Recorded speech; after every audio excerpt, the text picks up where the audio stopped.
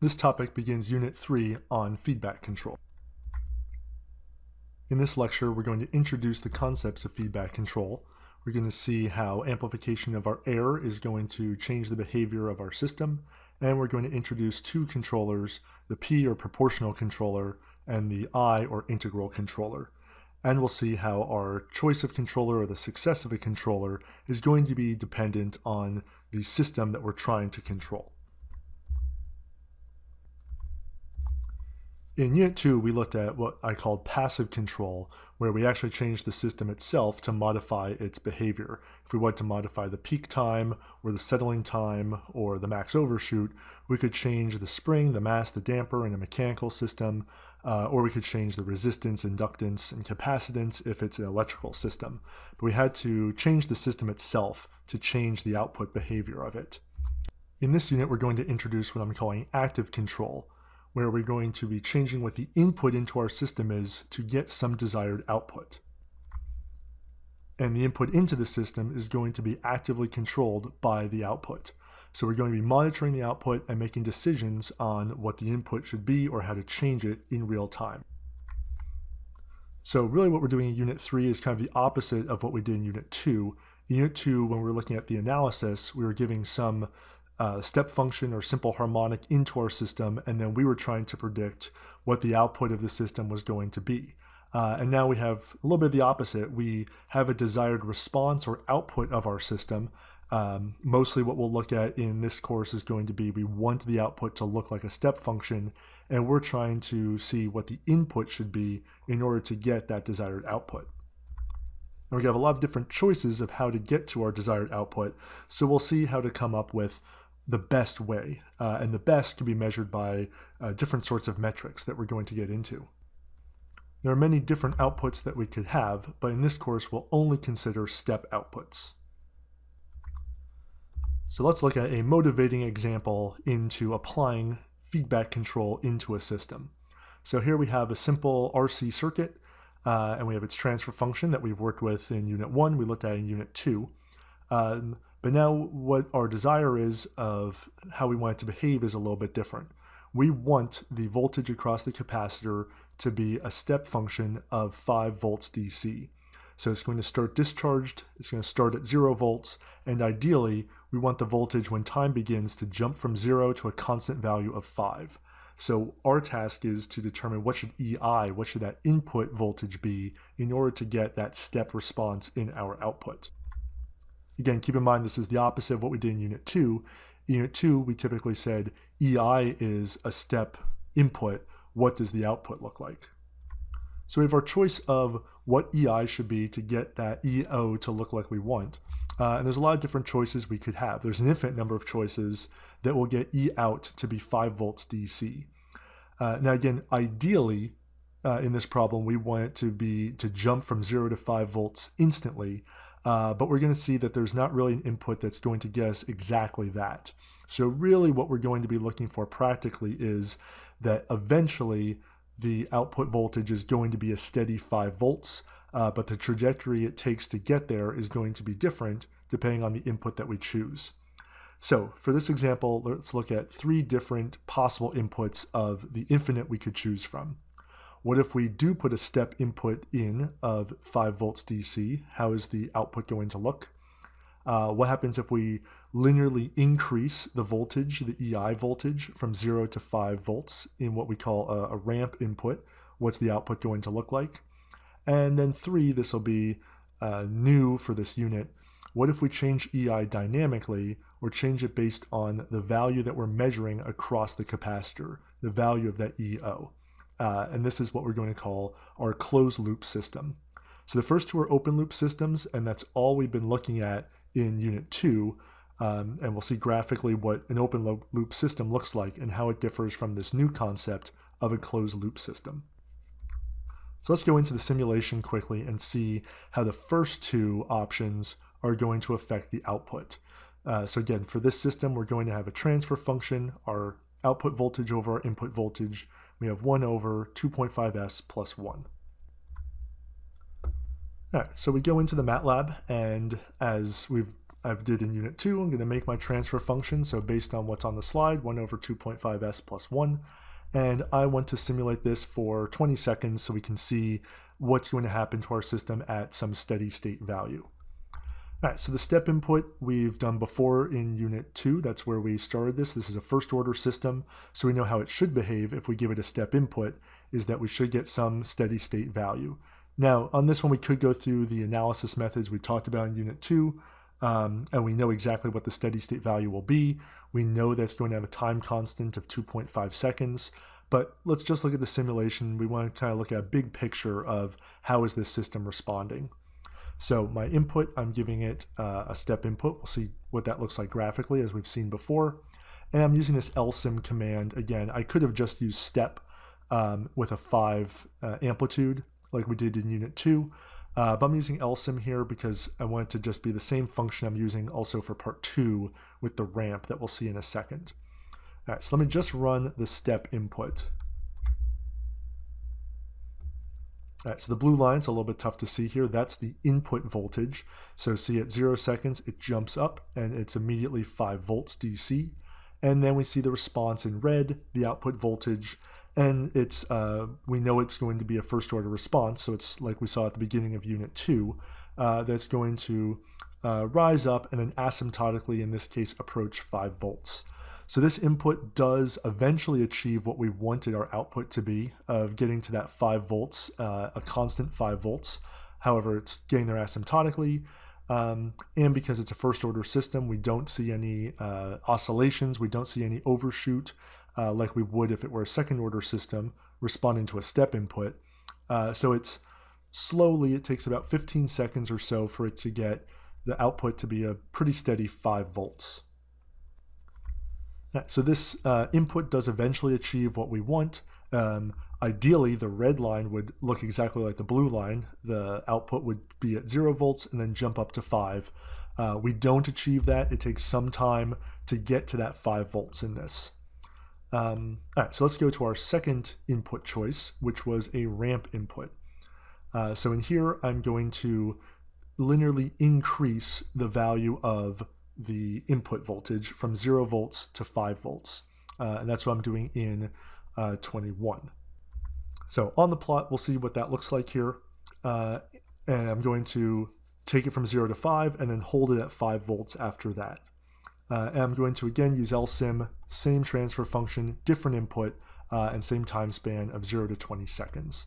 So we can see what that's going to look like. So again, the blue is my input. I'm starting at 0 volts and then I'm kind of slowly turning the knob and increasing the voltage linearly until I get to the 5 volts, and then I'm just leaving the input there. Now even on this ramp, I'm just arbitrarily saying I'm doing this increase in voltage over 5 seconds. I could have done it over a shorter amount of time, a longer amount of time. Just for demonstration purposes, I chose to do it 0 to 5 volts over 5 seconds. So we see the output definitely looks different. I'll bring up both of them so we can see them side by side. The output is responding differently. We have kind of this inflection happening here, but over enough time, it takes a little bit longer here. We see about 15 seconds, maybe a little bit more. The output voltage is leveling off and it's becoming 5 volts DC.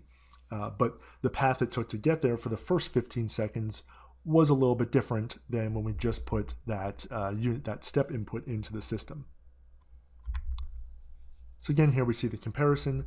2 of an infinite number of choices we could have made where we are just predetermining what the input is. On the left, just a 5 volt step function, and on the right, this ramp from 0 to 5, and eventually our output is reaching, in either case, the 5 volts DC. But these are both what we call these open loop systems. So graphically, what's happening, we have what I'm calling G0, which is, I'm now going to refer to either as the open loop system, or more commonly, I'll be calling it the plant. So that is our original system that we are trying to get a desired output out of. So in the open loop system, everything we saw in Unit 2, and so far what we've been using in our example, we put in some input here in EI, put it into our system, and we get our response in E out. And so again, in this example, the EI is that input voltage, and E out is going to be the voltage across the capacitor.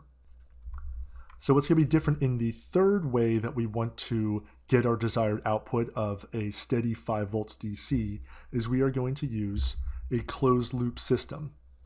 So really what we're doing, if we look at our G0, that original circuit is still part of this, but we're kind of building this apparatus around it. So the output of it is still EO, that's still what we want to be a 5 volts, but we're adding, in this case, this summation junction, and we're adding an amplifier.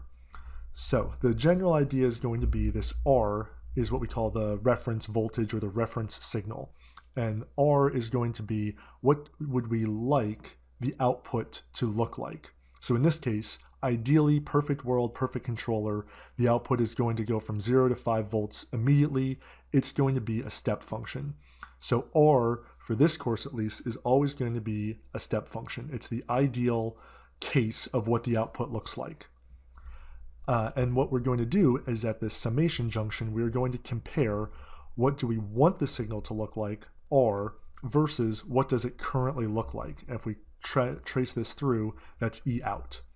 And for the closed loop systems we're using, we're going to take the difference. So the R minus the E naught is going to come out of this junction. And we call that the error. Right? So the error is how far we are from the desired or from our reference. And we're going to see the error could be positive or negative. So if our current voltage is lower than the desired, we're going to have a positive value for error. But we're going to see in the future, we can actually have a voltage that is higher than the reference or higher than the desired, and then our error would be negative.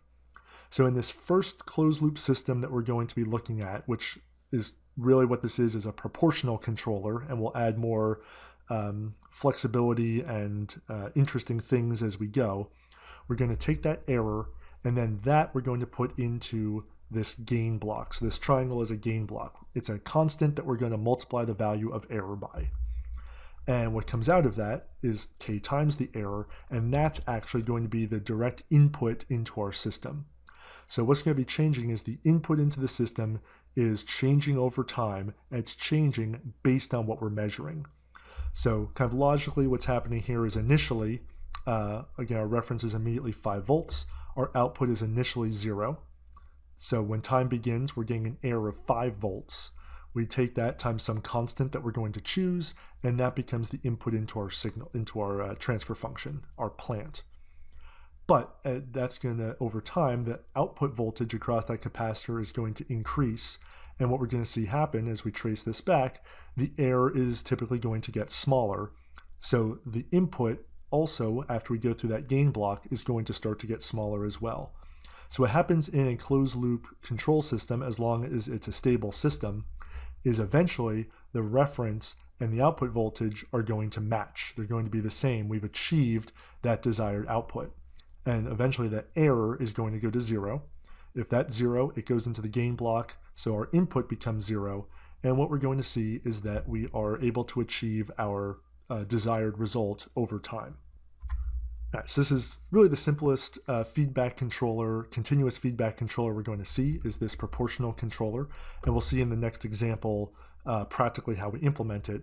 But the bigger idea that we're going to be thinking about in this unit is general feedback control. This is what it's going to look like. So this is a little bit more general view of how a feedback system looks. So we have our plant over here. That again is the transfer function of the thing that we actually are wanting to control. Now what we're ignoring in really all of our examples is going to be the actuator and the sensor part of this. So if we think of like a cruise control is a classic example of a feedback system, our plant is going to be outputting like the speed of the vehicle. We want to be traveling at 60 miles per hour. So that's the output. And then the input into it is going to be, we really need to control the throttle of the car. So if we're going too slow, we need to increase our speed. And if we're going too fast, depending on the cruise control system, maybe we're just not supplying anything and we're going to naturally slow down. All right, so if we take the plant output, that's our actual vehicle speed, 60 miles per hour. But how do we know we're going 60 miles per hour? Well, we need some sort of sensor that's going to read that. So basically what a sensor is, as we talked about at the end of Unit 2, is going to be some device that is converting one quantity type into another. So like in this case, we have a mechanical quantity, our velocity, and we are going to convert it into a voltage. So we're sensing the 60 miles per hour, maybe with a dynamometer, maybe with some other device. But either way, we're translating that vehicle speed into a voltage. And then what we do is we compare that to a reference signal. So the reference signal is what should the sensor be reading, what voltage should the sensor be reading if we are traveling 60 miles per hour. So if we see that the voltage is too low compared to the reference, then our error is going to be positive. If it's too high, it's going to be negative. So then that difference, that error, is going to be amplified in some way. So we're multiplying it by some constant. And in reality, that's going to go into an actuator. The actuator does the opposite of the sensor in some ways. It's still converting one quantity to another. In this case, it's going to be converting an electrical signal into a mechanical signal. We need to, at least if we're in a gas car, we're going to need to physically pump more fuel into the engine in order to increase our speed. Now this would work different in an electric car, but let's stick with a gasoline car right now. So it's converting that voltage into a mechanical signal, and then that's what's affecting our plant. So again, what's going to eventually happen is when we hit that desired speed of 60 miles per hour, we're going to measure the 60, the sensor, the dynamometer will turn it into a voltage, we compare it to the reference, and eventually that error will be zero, and then we can just cruise at that constant speed.